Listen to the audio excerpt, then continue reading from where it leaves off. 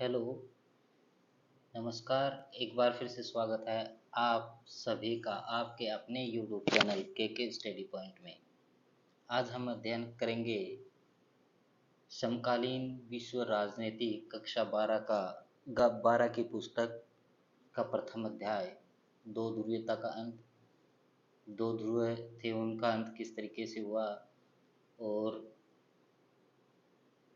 इसका विघटन है, उसके मुख्य कारण क्या रहे और विघटन के पश्चात इस देश का अन्य देशों के साथ कैसे संबंध रहे, इनके बारे में विस्तार से अध्ययन करेंगे। तो सोवियत जो संघ है, उसकी स्थापना सोवियत संघ है वो कैसे बना? सोवियत संघ रूस में 1917 में एक क्रांति हुई और यह क्रांति पूंजीवाद की व्यवस्था थी उसके खिलाफ थी। कि रूस की जो क्रांति थी, रूस जो था वो यूएसएसआर का एक ग्रुप था, क्योंकि शीत युद्ध के दौर के बाद में ये जो गुट बना था यूएसएसआर, और ये क्या करता था, साम्यवादी ग्रुप था।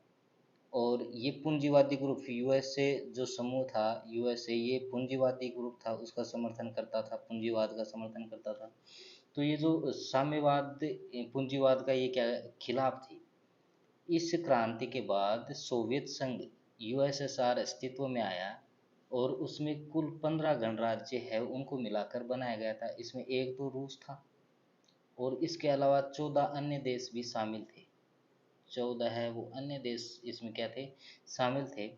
इन सब के अनुसार पूंजीवाद के स्थान पे साम्यवाद को समर्थन करते थे। ये जो देशों का एक 15 गणराज्य देशों का जो समूह था, ये पूंजीवाद का समर्थन नहीं करता था, पूंजीवाद के खिलाफ था, ये सब साम्यवाद का समर्थन करते थे।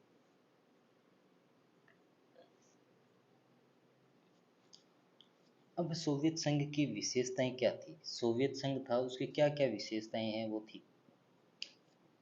देखो, जब द्वितीय विश्व युद्ध समाप्त हुआ और शीत युद्ध का दौर चला था, द्वितीय विश्व युद्ध के बाद में सबसे बड़ी अर्थव्यवस्था थी वो थी अमेरिका की। अमेरिका जो थी उसकी अर्थव्यवस्था थी वो सबसे मजबूत थी, और उसके बाद में अगर किसी की अर्थव्यवस्था मजबूत थी तो वो किसकी थी? सोवियत संघ की थी। क्योंकि इनके पास उन्नत संचार की प्रणालियाँ थी, विशाल ऊर्जा के संसाधन थे। ये ऊर्जा है, विशाल ऊर्जा के क्या थे, संसाधन किनके पास उपलब्ध थे? उन्नत घरेलू उपभोक्ता उद्योग थे, घरेलू उद्योग भी इनके उन्नत है। यहाँ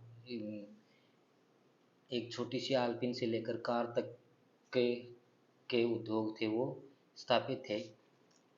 आवागमन की अच्छी सुविधा उपलब्ध थी, आने जाने के लिए अच्छे साधन थे, कनेक्टिविटी के साधन अच्छे थे। राज्य का स्वामित्व था सरकार का, मतलब सरकार जो भी नीतियाँ बनाती थी वो यहाँ लागू की जाती थी।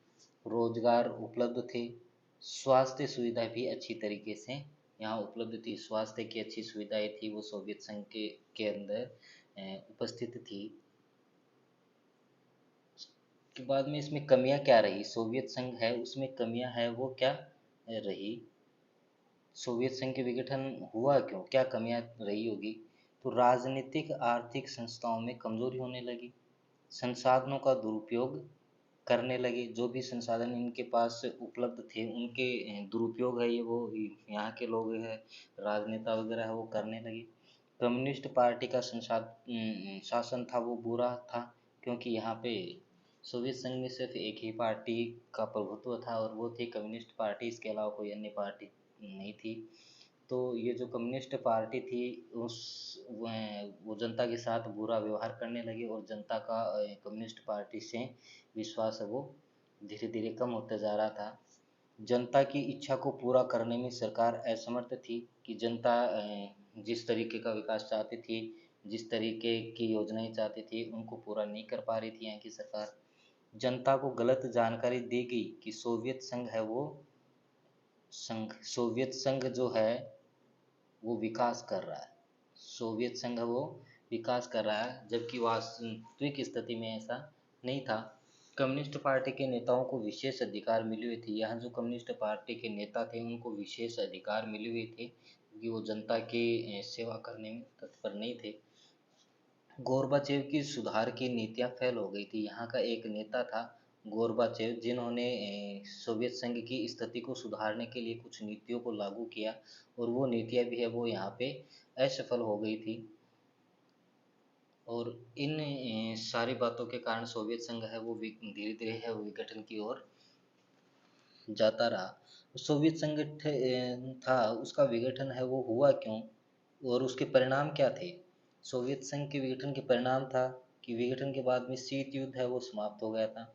हथियारों की होड़ है वो समाप्त हो गई थी, क्योंकि यूएसएसआर है वो यूएसए और यूएसएसआर है उसके मध्य हमेशा ही हथियारों की होड़ चलती रहती थी।